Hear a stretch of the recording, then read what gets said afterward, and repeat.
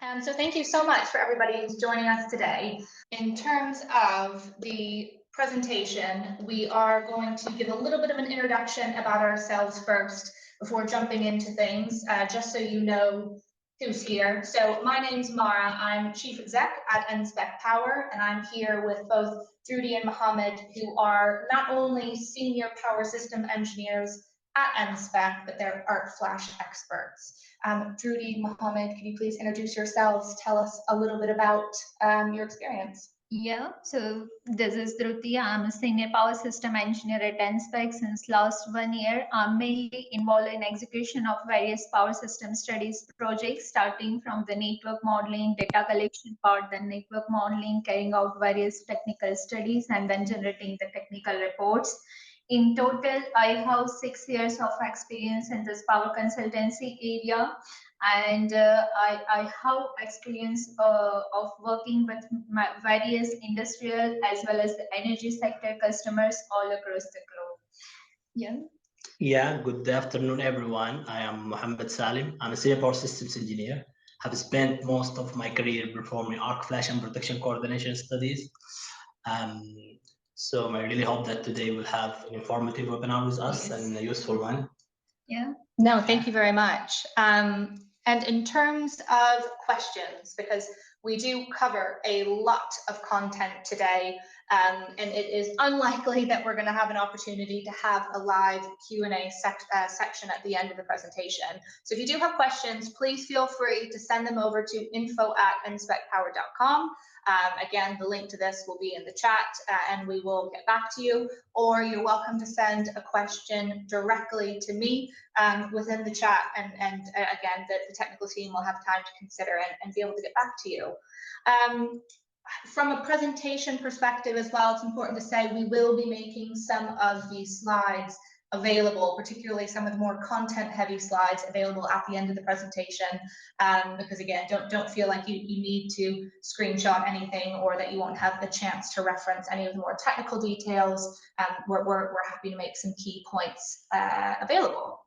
So, moving on, a little bit about the presentation and the overview. So I'll tell you a little bit about Enspec, our position within the market, and likewise, why we're in a good place to provide some information on arc flash assessments. We'll then jump straight into the technical content in terms of arc flash, significance, definitions, causes of effects, regulating authority and reference standards, general steps for performing arc flash assessments, arc flash mitigation techniques, and discussion and conclusion section at the end. When putting this content together, I will say we could talk for hours and hours and hours, probably on every single step within this presentation. And it really highlighted to us that this isn't just a one session webinar, that this very much is a series of webinars. And particularly for Drudy and Mohammed, who are so passionate about arc flash and arc flash assessments, the arc flash mitigation techniques is an additional session that we're planning sort of Q1 next year, early next year, which we'll let everybody know about. This is really based around the foundational information that you need to know about arc flash assessments, and then we can build from content from there. However, if there is anything along the way that you think, I would love to know more about that, whether that be data collection or the regulating authorities or what PPE is most appropriate based off of the situation, again, please just let us know and we're happy to consider that for future webinar sessions.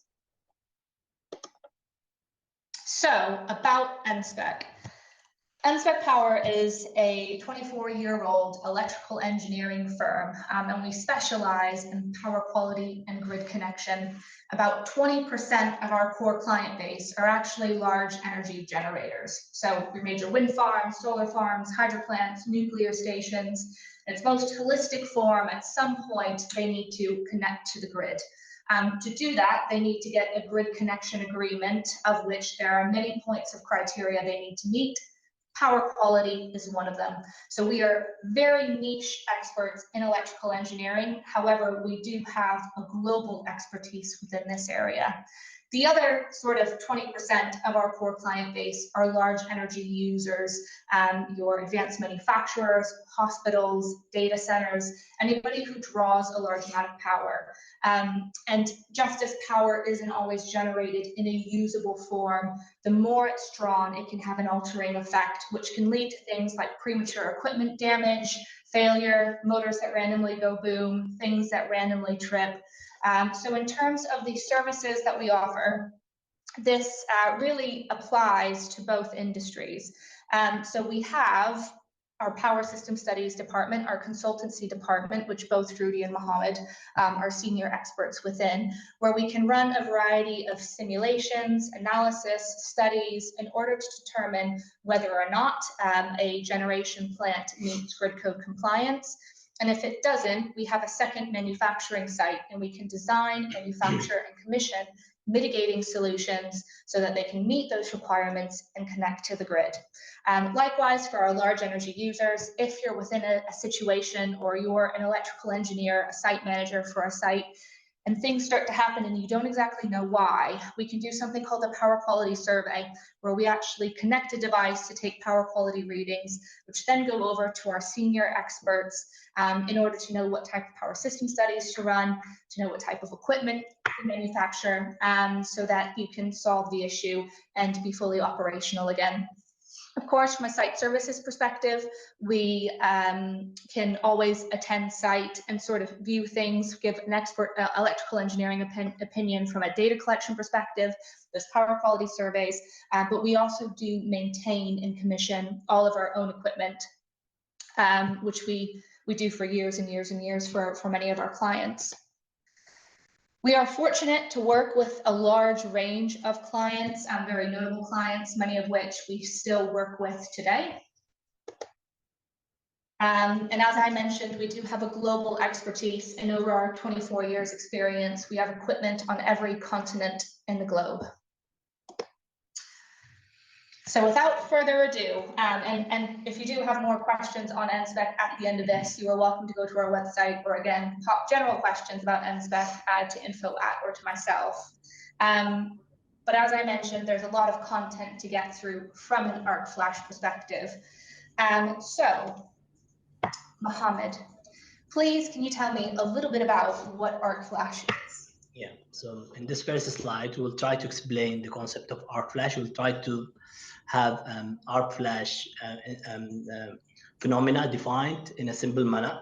So in electric system in general, we do have conductors to carry the electrical current all over the system. So Arc Flash simply is whenever you have an electrical current flow into air, this called to be an arc flash incident.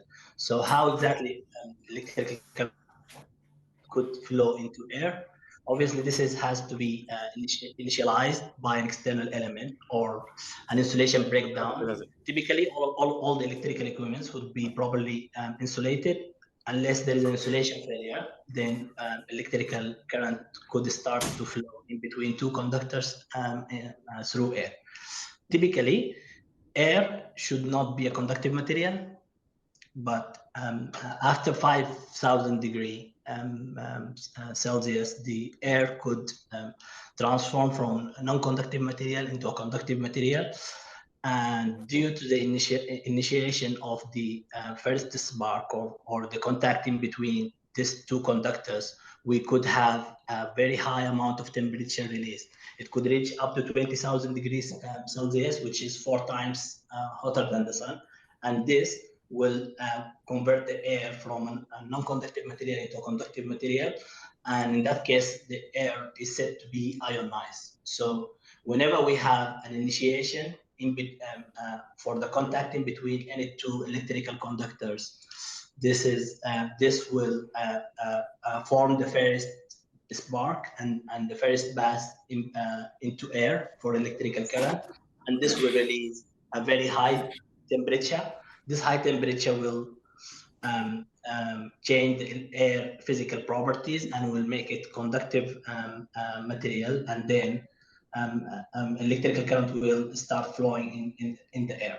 Once the air starts ionized, then we'll be having the hotter air will be pushing the colder air, so we'll be having a form of electrical explosion, and this electrical explosion combined with a very high temperature will melt the metals of the enclosures, and will also have the very high amount of energy released. This will be combined with sound waves and with very intense light. So this is a very basic definition for arc flash. It seems like it's such a small spark, but the consequence from that spark is so dramatic and literally affects every type of electrical network. It is actually the first spark which will initiate everything. Once you have that very high temperature initiated, then everything else will follow as a consequence of that high temperature. So, how dangerous is arc flash? Yes, in this example, and this slide will be trying to explain how dangerous it is. We will try to also make it in a simple manner as well. So if we have a 10 kA fault, 10 kiloamp fault is actually a very low current fault in low voltage system, because typically low voltage system could have much more higher fault current. So if we have a 10 kiloamp current or 10 kiloamp fault current at 480 volt level equivalent, this could be equal to an 80 sticks of dynamite. So the electrical explosion, which could result from a 10 kiloamp at 480 volt level, could be equal or similar to the explosion that could happen from 80 sticks of dynamite. This could give us an indication of how dangerous arc flash could be. Considering that this is very, very, very low current fault, and typically current fault could be much more higher than that, could reach up to 65, 85 kA. It depends on the equipment design and the location of the equipment. But if we could have 8 sticks of dynamite explosion only because of 10 kA fault, then you can just imagine how dangerous would it be for higher fault currents. Absolutely. So in terms of the hazards and what happens when an arc flash incident occurs, what are the things that take place? Okay, as we explained in the first slide, all will start with the temperature, very high temperature. This will drive everything else higher, but typically it is the high temperature that is released from the incident. Also the pressure waves, which would be due to the hotter air that pushing the colder air, will be having very intense light, which could lead to vision loss or even blindness.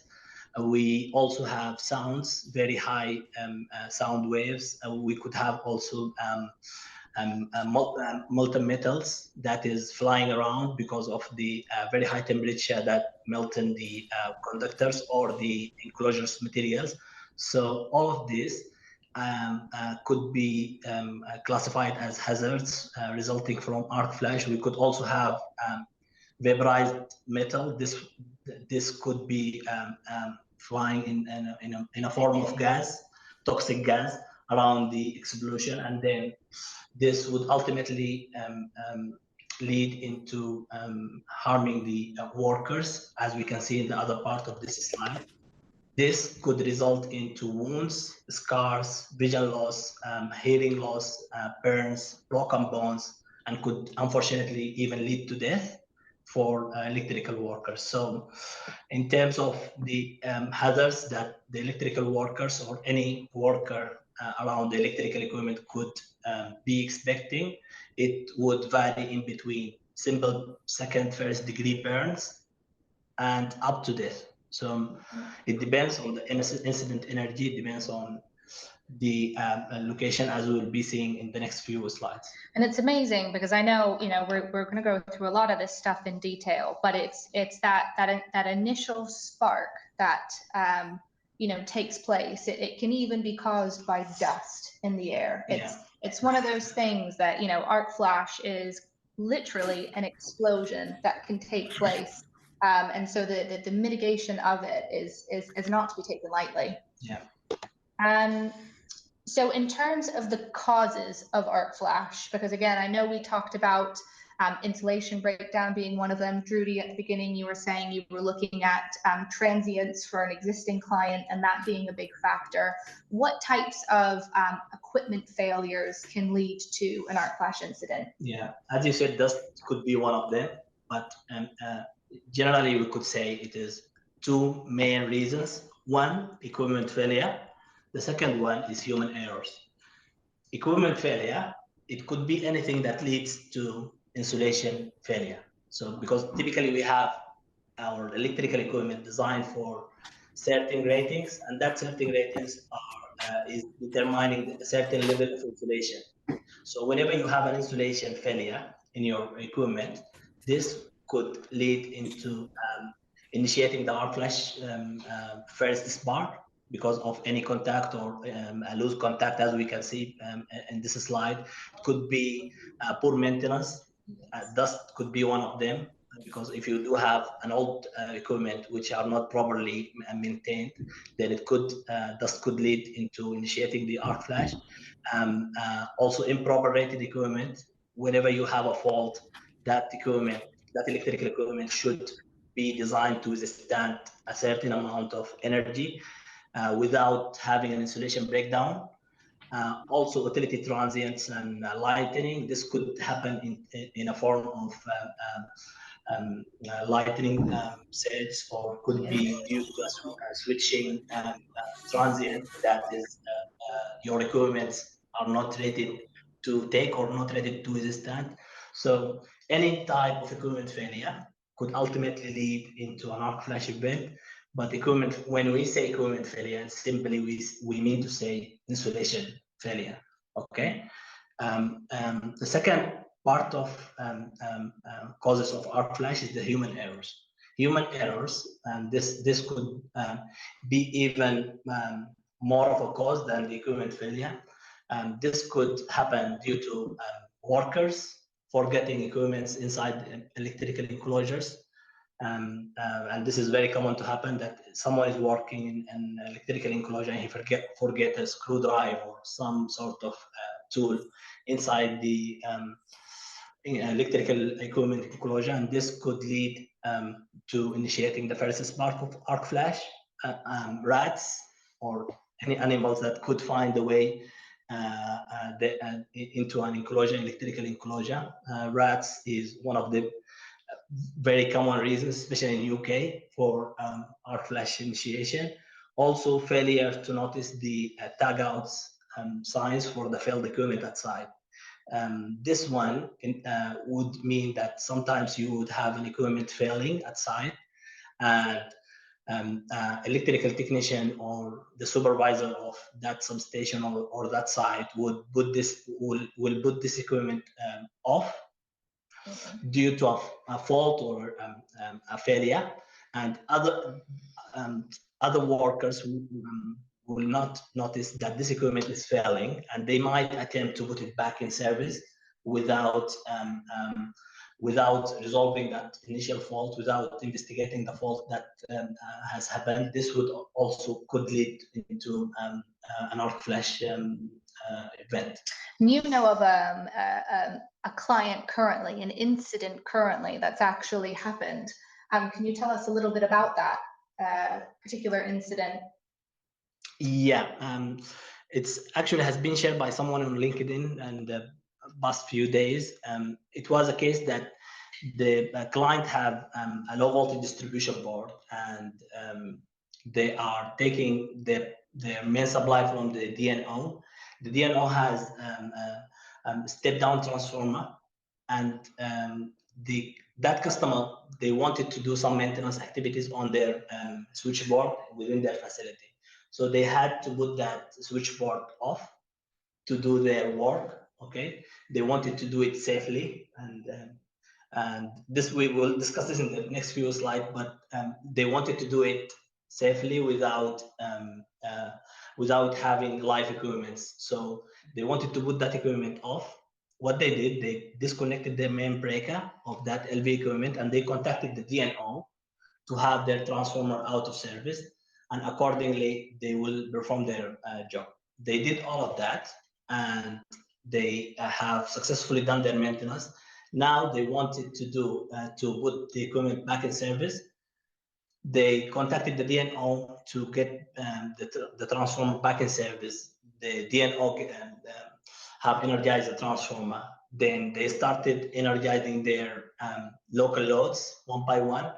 They had two breakers, and the third one was a switch. So they energized the first two breakers successfully. And when they wanted to put that switch in service, unfortunately, it has exploded and has led into an arc flash event. Luckily, no one gets harmed by it, but this is an example of how equipment failure could lead into an arc flash event, even if you are working safely and you are trying to reduce the arc flashes by not working live on your equipment. So absolutely. As we'll continue to go through, it's like a perfect example where even when management tries to properly control situations, and they do properly control situations, it's why there are flash mitigation techniques, not removal techniques, because the incidents can always still occur. Yeah, we will be seeing this. It's not there is no elimination, 100%. There is a reduction. Mm-hmm. Okay, and this is a misconception, especially here in UK. We will be discussing this in the next few slides as well. So, Drudy, I know we've heard quite a bit about incident energy, and incident energy being one of the base principles that's used when calculating an arc flash risk, and also in the assessment of what mitigation techniques need to be put in place. Can you tell us a little bit more about what incident energy is, how it's calculated, and why it's so important? Yeah, so, as we know that all the electrical, mechanical, or any other phenomena, they have certain parameters to measure that particular quantity. So incident energy is nothing but the quantity, or we can say the parameter to quantify the severity of the arc flash. So whenever we are doing the arc flash analysis, we have to tabulate the results for that arc flash incident, arc flash analysis. So the incident energy is the main parameter for that, and incident energy is nothing but the thermal energy, as Mo has explained earlier, that during this arc flash event, the high temperature will be there, and due to that high temperature, the thermal energy will be produced during that arcing event.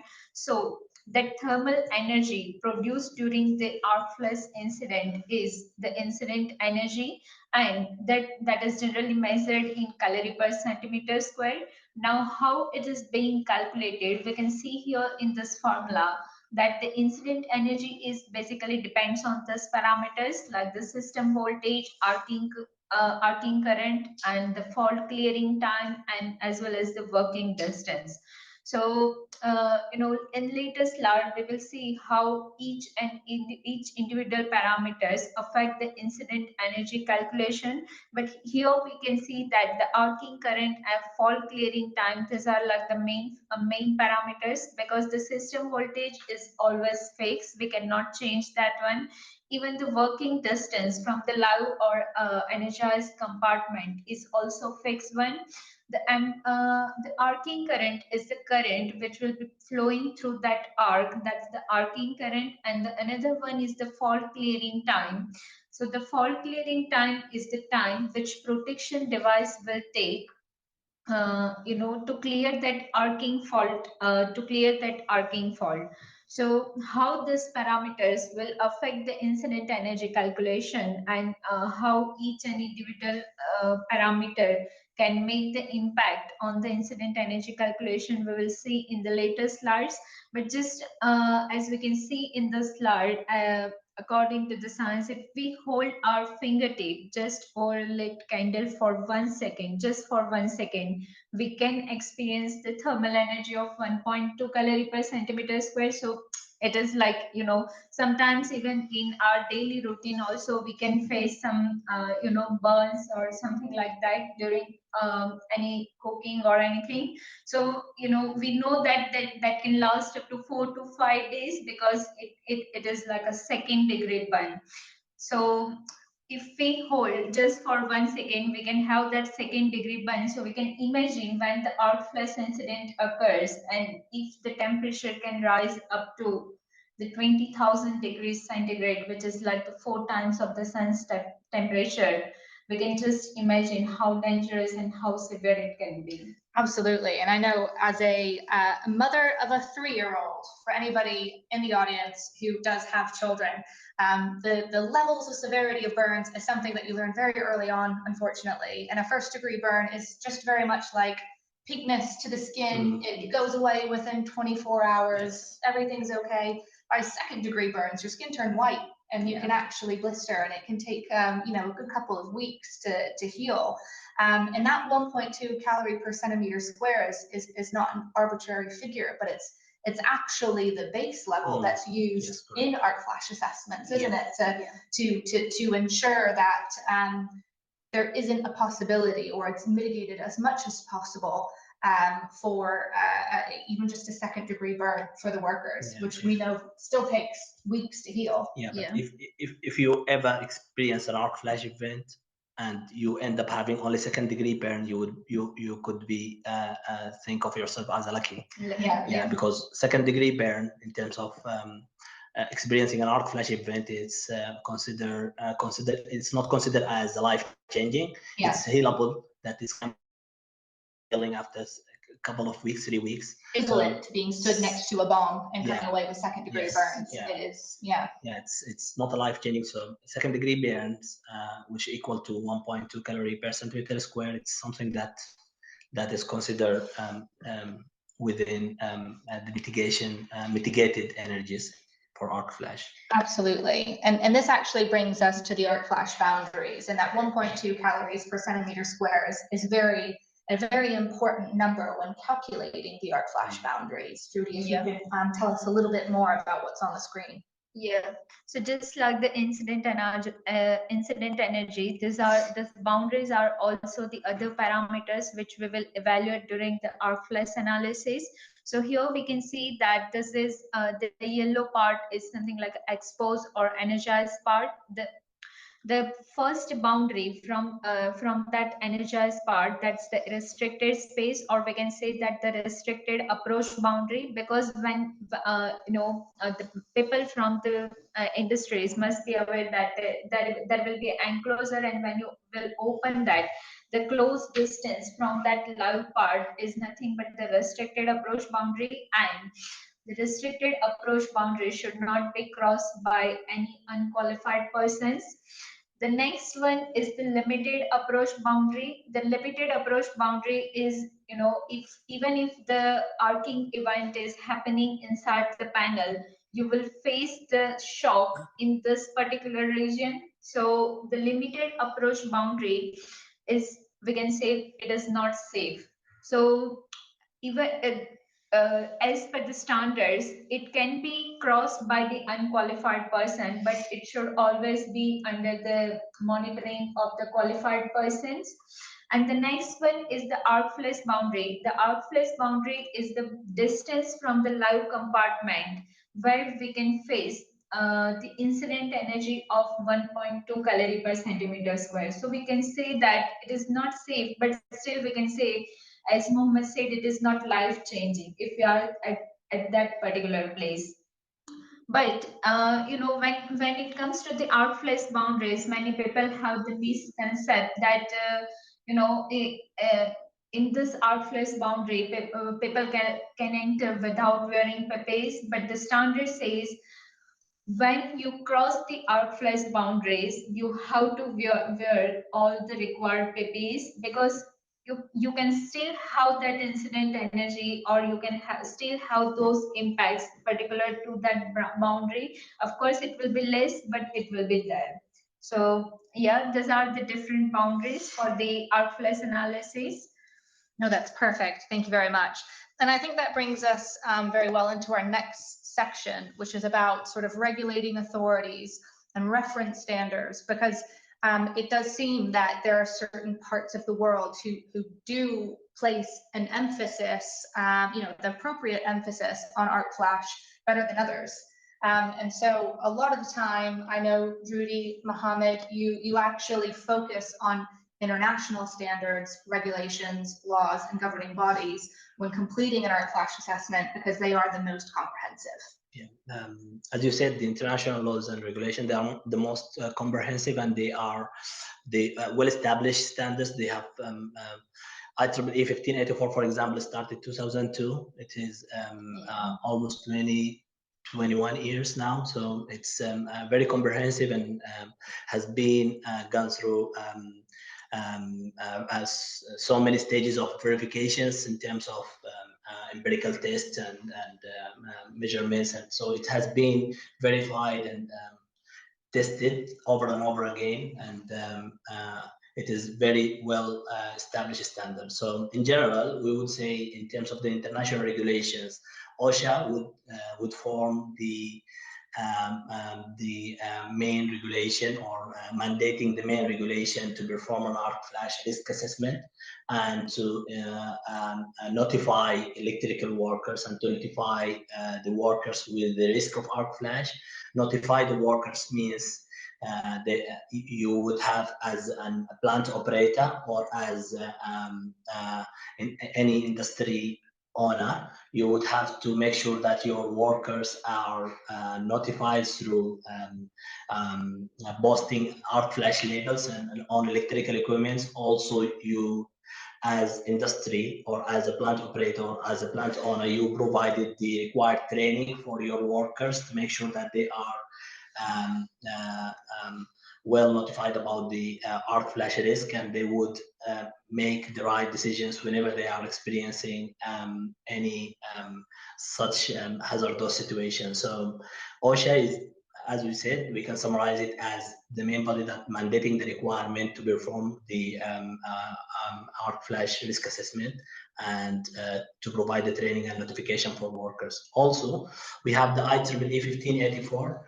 IEEE 1584 is basically the standards that the standard that we refer to as our system engineers to perform, which is providing the methodology to perform the arc flash assessment in terms of the equations, calculations, assumptions, what level of engineering judgment that we can do, what level of data collection that we have to go and gather.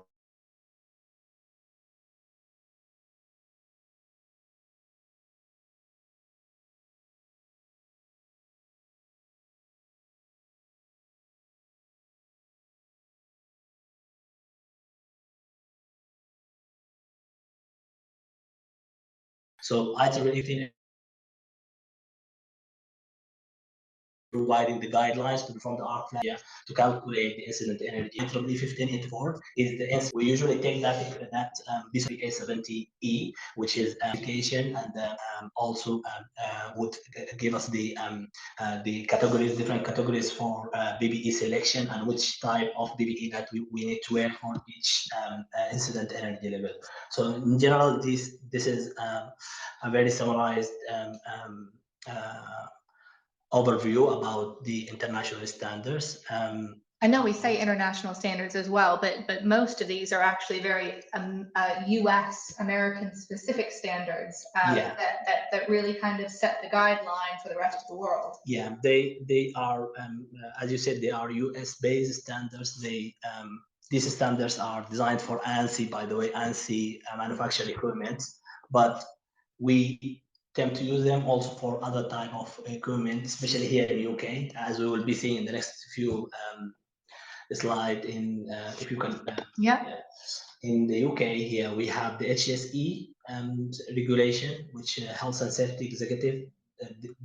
Here in the UK, they are the main government agency which is providing the requirement to perform an arc flash. To perform a risk assessment, they define the risk assessment as any type of danger that the electrical worker could be exposed to. Regulation 2 clause 1 define the danger as electrical burn or electrical arc or electrical shock. So here in UK, we would say that the regulations are very generic regulations. Okay, there is a if you would like to answer the question, do we have a regulation in UK to perform an arc flash to mandate to mandate the plant operators to perform an arc flash risk assessment? So the answer is yes. But do we have a clear guidelines and clear steps for how we would perform that risk assessment? The answer is no. There are a couple of guidelines, but they are not mandatory requirements. They are very generic type of documents. So in the UK, whenever we would like to do, right now, whenever we would like to do an arc flash risk assessment, we do it in line with international standards. So we need to refer at some point to the international standards, IEEE 1584 and NFPA 70E to perform the arc flash risk assessment. And I know that the HSE within the UK, it means, you know, different things to different people or different types of workers. If you are an electrical worker or you're, you know, a laborer on the shop floor, the HSE is really what sets the standard to hold management accountable so that your work environment is safe. Yeah. If you're a health and safety officer, the HSE is, you know, who is setting the standard and the guideline that you need to follow. But if you are one of the sort of key members of management that makes that decision to yes, ensure that arc flash assessments are done, the HSE is the one who's going to fine you if you're found to be in breach of that. Yeah, so certainly, you know, an important governing body to pay attention to here in the UK. Yeah, and speaking of fines, we have recently seen 2-3 cases of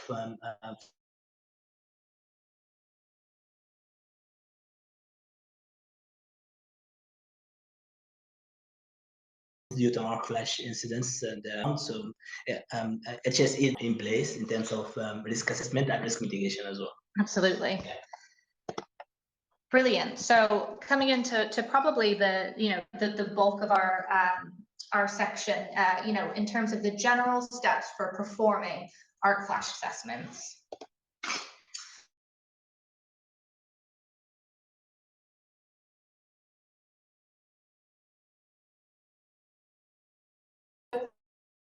Trudy, can you please sort of take us through the stage all the way to implementation? So as we can see on screen, like to carry out the complete arc flash assessment, there are like a certain stages from where we have to pass through. So the first stage which is coming up, that's the management approval, because that's the most important thing as well, because in many industries they believe that they are not working live, so there is no necessity to carry out the arc flash analysis. So you know, first step will be what is the requirement and which standards they have to follow, and then the next they have to take the management approval.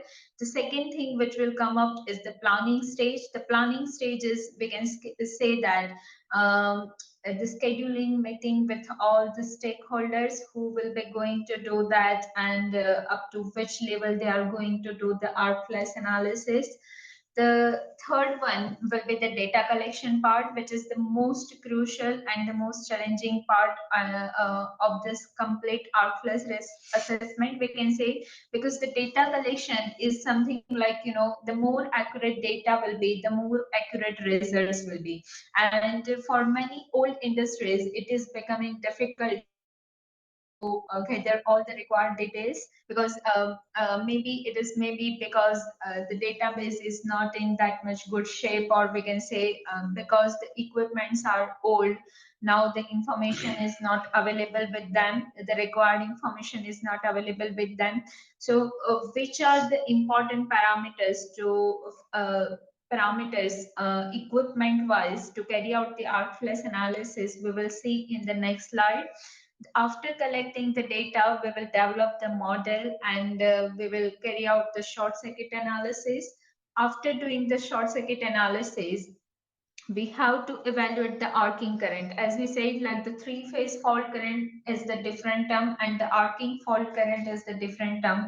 So after completing all the short circuit calculation, we will evaluate the arcing current, and based on the arcing current, the next step will be the protection coordination study. So based on the arcing current value, we will now determine the fault clearing time, because the current and the fault clearing time both are correlated to each other. So based on the current value, we will define the fault clearing time. So if we can remember that formula for the incident energy, the system voltage, then the arcing current, fault clearing time, and the working distance, which is like we may consider typical from the IEEE standards, or if it is available from the site, we can consider the actual details as well.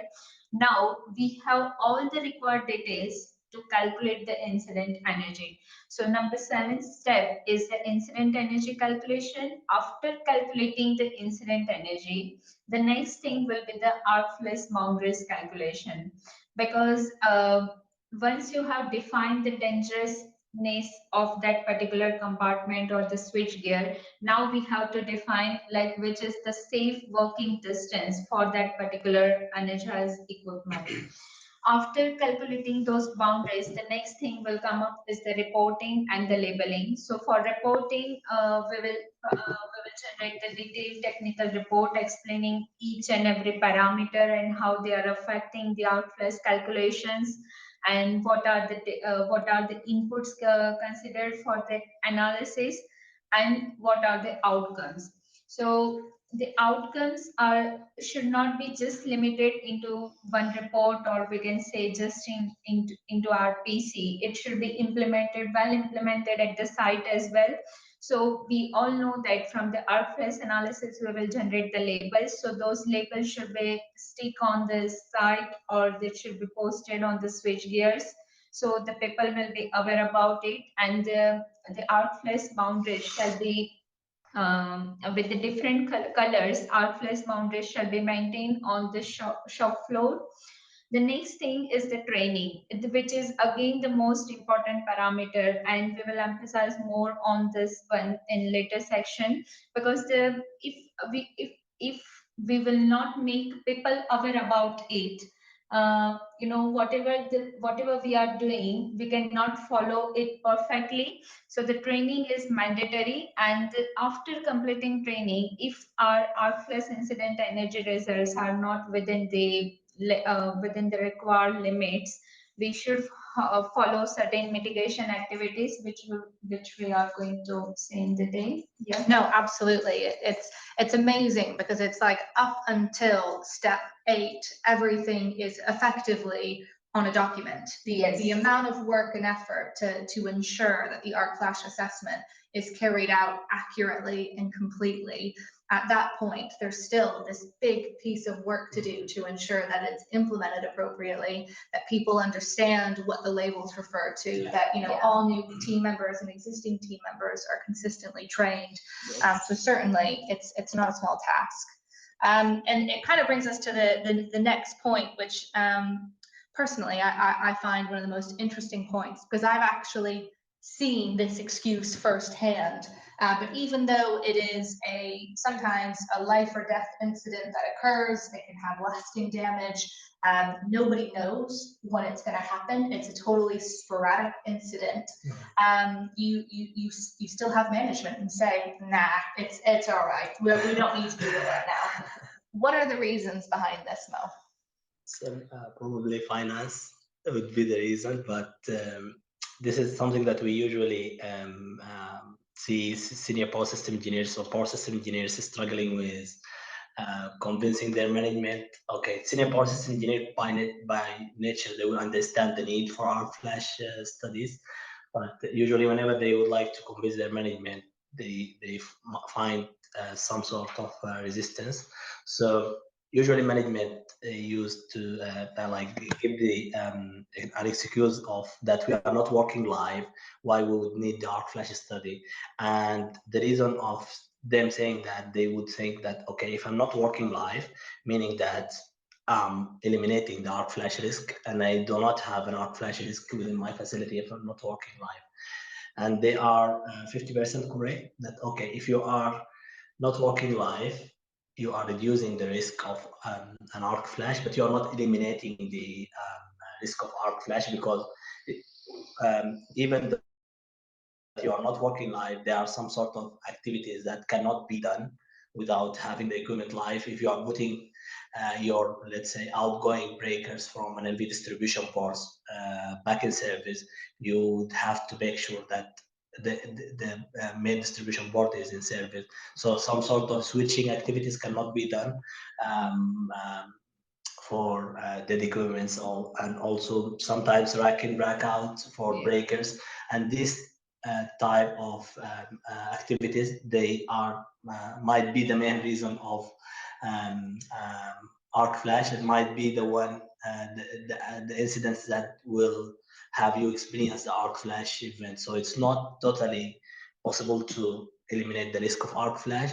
And also if you are just if you are any type of worker, if you are not even an electrical worker, you could be an unfortunate BASA within a substation, within a facility that contains some electrical equipment, and that could be just a failure, equipment failure without doing any activity on the equipment. So if you are unfortunate BASA, you could experience an arc flash event without even being interacting or touching the equipment. Or even just the cost of the equipment damage, you know, in terms of not having an up-to-date arc flash risk assessment to have an understanding of where the literal hotspots are. You know, you need to know that those particular points need to be extra well maintained to avoid what could be a very expensive mistake. Yeah, and I could also add to this that some we have seen while we are doing arc flash risk assessments that sometimes the arcing current itself could be undetectable for protection devices. You could have a protection device and you could think, okay, I have my protection devices all over the system, and I will definitely have my arc flash current detected by protection devices, and it will be interrupted, and my equipment will be button off if in case experiencing arc flash event. But we have seen so many cases. It's not once, it's not twice, so many cases where the arc flash current, it is undetected in terms of protection. So it could go for very long duration without having any protection device responded to it. So this is one of the reasons also that you don't want to put yourself and your equipment and your workers in that risk. So yeah. Absolutely. Now, the data collection, because as Trudy mentioned earlier, this is the most important step, which is not surprising when you consider that the data is what dictates the entire result of the assessment, and therefore all the subsequent training and PPE requirements, absolutely everything. There's a lot of information on the screen. This will be one of the key slides that we provide. But if you can just take us through some of the key points, and maybe even some of the more difficult ones to achieve, and what we do in an instance where it's very hard to collect the accurate data. Yeah, as Dorothy said, data collection is one of the important steps, and I would say it is the most complicated step when you are performing arc flash study or any type of power system study, because whenever you would like to build your model for arc flash risk assessment or any other study, you would have to get your input data, your input parameters from site, especially for existing old systems. It would be a complicated job to have all your equipment, data sheets, nameplates, and different type of parameters. Also, spending time and effort doing your data collection step would help your facility documentation in the future, because if you have an ETAP model, for example, or any power system model that has an accurate data inputted into it, it will be very helpful for you in terms of documentation for your facility and your future use as well. So in terms of data, usually for arc flash, we need to know the site description. We would like to know this the single line diagram on the side, the basic information on the single line diagram. We would like to know the basic operation scenarios, what type of equipments are in most of the time, what type of equipment are off, what motors are in service, what generators are in service, what is the transformers ratings, transformers nameplate. We would like to know the contribution coming from the point of connection with the grid, the short circuit level at the point of connection. We would like to know the cables, the cable details. So we would like to know the length of the cable. Also, it will impact the short circuit contribution, and then will impact the arcing current. So all of the listed information shown on this slide, we would like to gather it, and we would like to gather it accurately. It is very difficult to have it gathered, for, especially as we said, for existing sites. But I would say we could also, sometimes we are supporting with the data collection. We could visit the site, try to gather the information, especially for protection settings, because it's usually very complicated activity for even for site engineers and technicians to gather the information, especially for low voltage systems, to gather the protection devices settings. So this is something that we can support with usually, and we could send someone from our team to visit the site and have the information gathered and make sure that the information that we are using in our analysis is very accurate and as accurate as it could be. And we are doing all of this to try to avoid making assumptions, because assumptions would ultimately impact the accuracy of the results.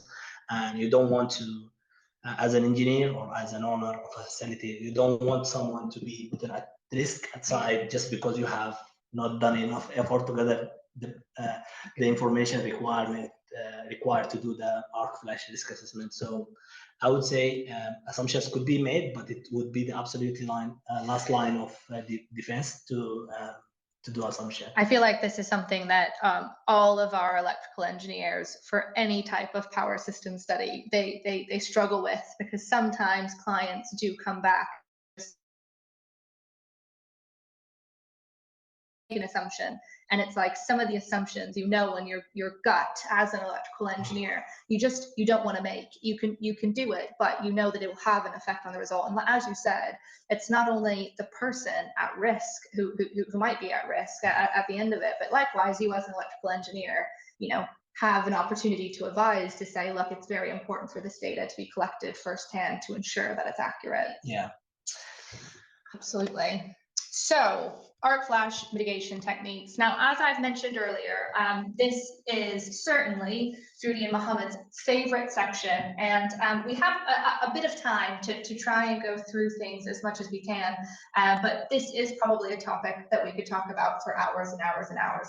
It's where all of the very interesting technical side and experience comes into. So as I mentioned earlier, we will be having a follow-up webinar on this topic where we'll not only go through the individual techniques in more detail, but likewise we'll share some case studies with you in terms of first-hand experience that both Drudy and Mohammed have in analyzing what techniques are the most appropriate, because this is where the critical analysis really comes in. Now, it's important to highlight that these are mitigation techniques. As mentioned, they are not full elimination techniques. By mitigation, you are reducing risk of the incident as much as possible, and the regulations dictate to what level that they need to be reduced to.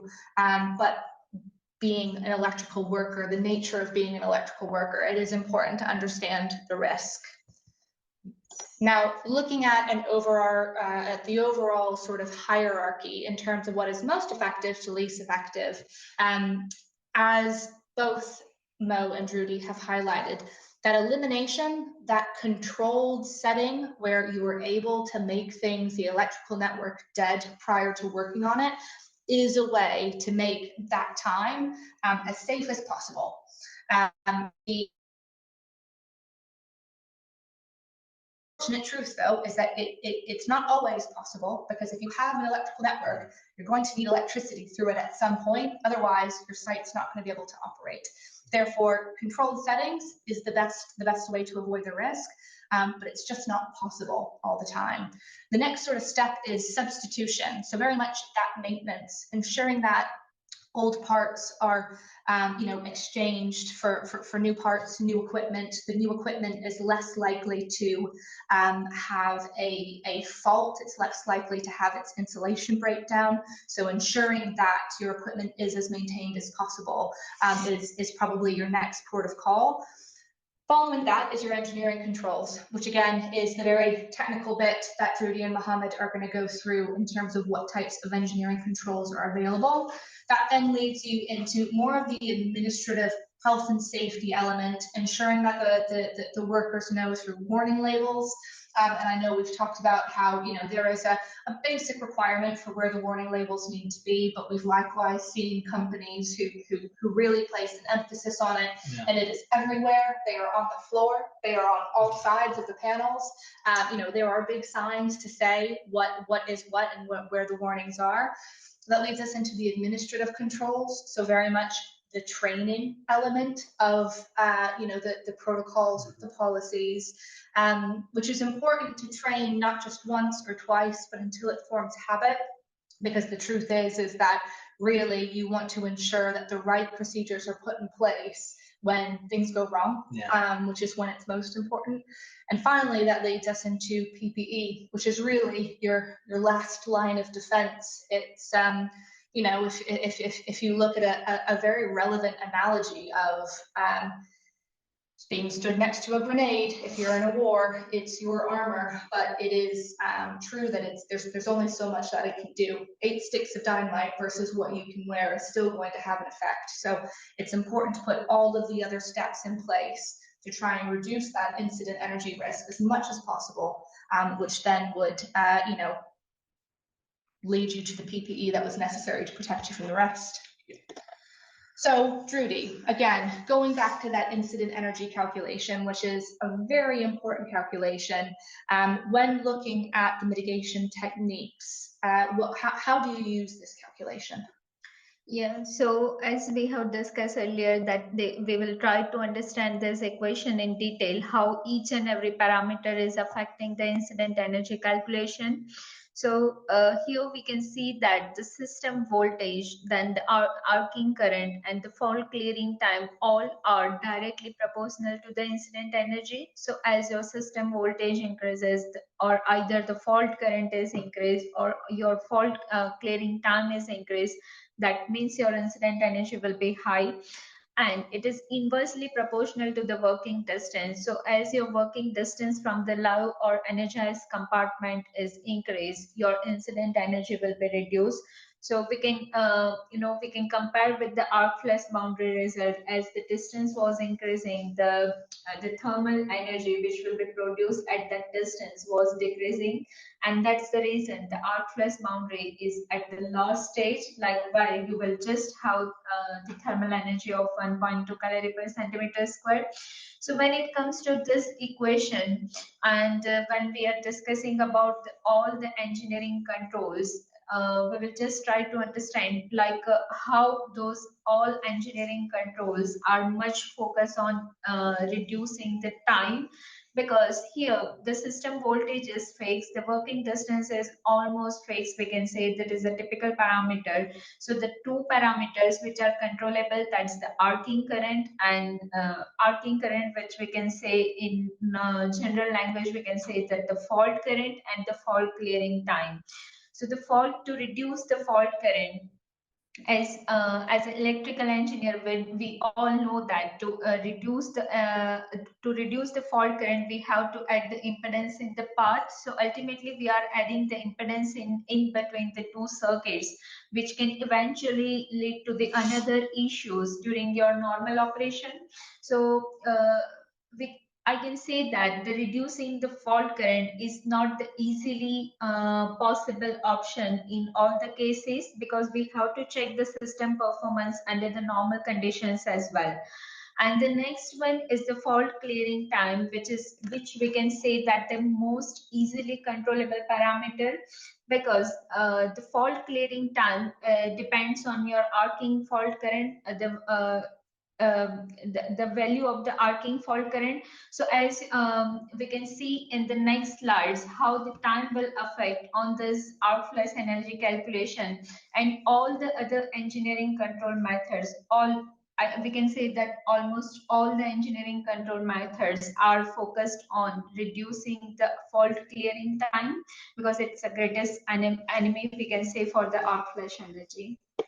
Absolutely. So what are the, as an overview, the engineering controls that you consider?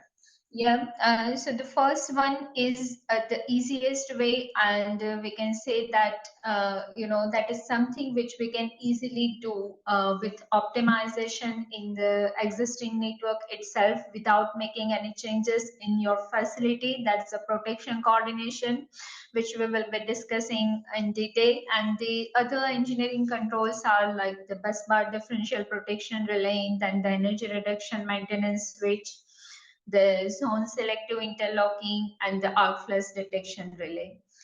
So yeah.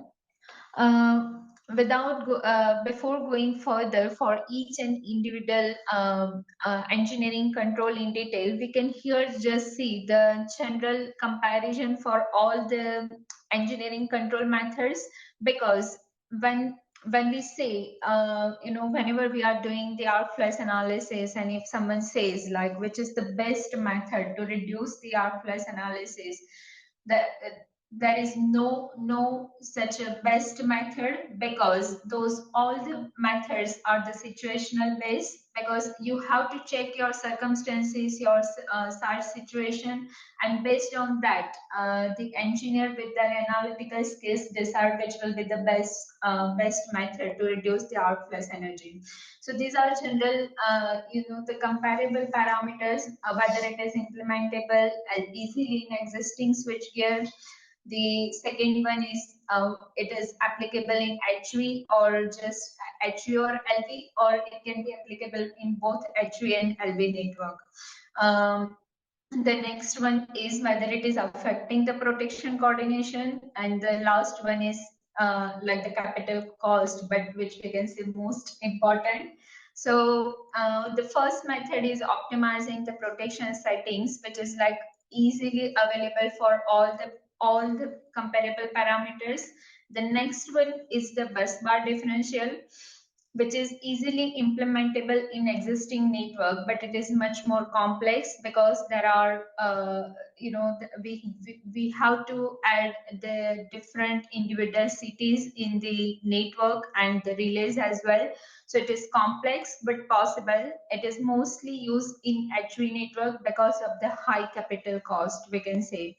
And whether it affects the protection coordination or no, because the bus bar differential is the zone protection, so it doesn't affect the existing protection coordination. The next one is the ERMS switch, that is energy reduction maintenance switch. So it is easily possible in implementable in existing network, but the only issue is your existing protection devices should be compatible with that switch. It is applicable in HV and LV both, and it sometimes it may affect the protection coordination because it involves the human error, which we will discuss in later slide, and it is also having some cost.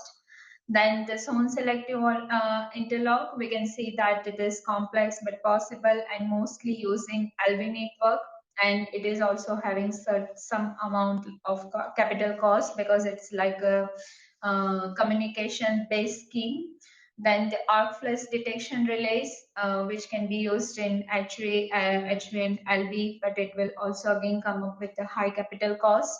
And the next is the arc resistance switchgear, which is very complex to implement in the existing network because you can't put your system in out of operation for a long time, and it comes up with very high capital cost. Effectively, you replace your system for something that is state of the art for arc flash, which is again not always feasible for all businesses. Now I'm gonna pass the mic over to Drudy and Mohammed to kind of go through. I know in terms of plan time, we've got about 5 minutes left, so it is a sort of spitfire conversation between the different types. But please have a discussion about the different types of techniques and when would be most appropriate. Yeah, so when we are discussing about the protection coordination and the arc flash analysis, we also have the experience from the clients that we just would like to have the arc flash analysis, but from our side, it is suggestion that the protection coordination study and the arc flash analysis should be go parallel because they both are correlated to each other. It is not the mandatory requirement for the arc flash analysis, but the protection coordination study will give these power system engineers to the chance to evaluate the arcing fault current and the fault clearing time based on those arcing current value.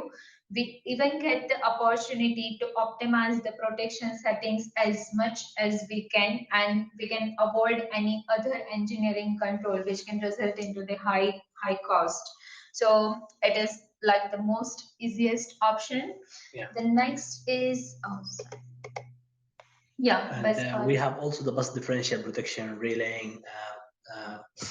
Before discussing the bus differential protection relaying, also for protection coordination studies, when we say protection coordination, we mean to say that we are optimizing the time for each protection device to be as fast, as reliable, as sensitive as possible. So we are making sure through protection coordination study that whatever protection system that you do have at site is optimized and will function in harmony altogether.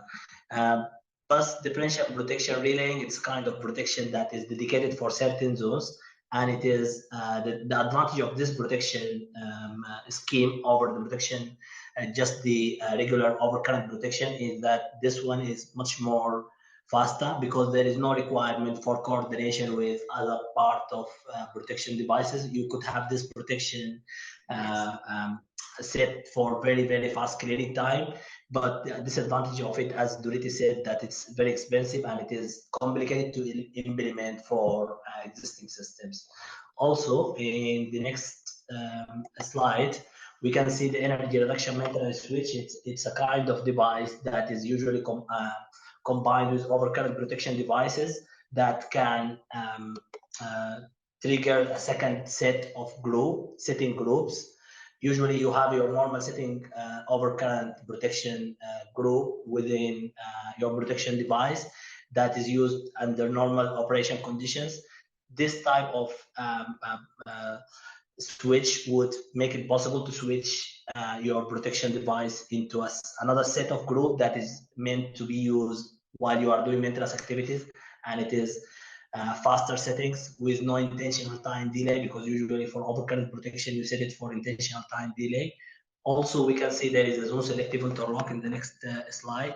Just to add on this energy reduction maintenance switch, we can say the disadvantage of this method is just that it involves again the human error. Because after completing the maintenance activity, we just have to make it again on its original position. Otherwise it can affect the protection coordination, and we never want to disturb our smooth plant operation. I think it's interesting too, because you turn it on when you want things off, and you turn it off when you want things back on. So you'd have to know how to work it for sure. Yeah. The zone selective interlock is another type of protection optimization, or an arc flash mitigation technique. It's a kind of advanced type of protection coordination. It is a type of method that's used a logic discrimination.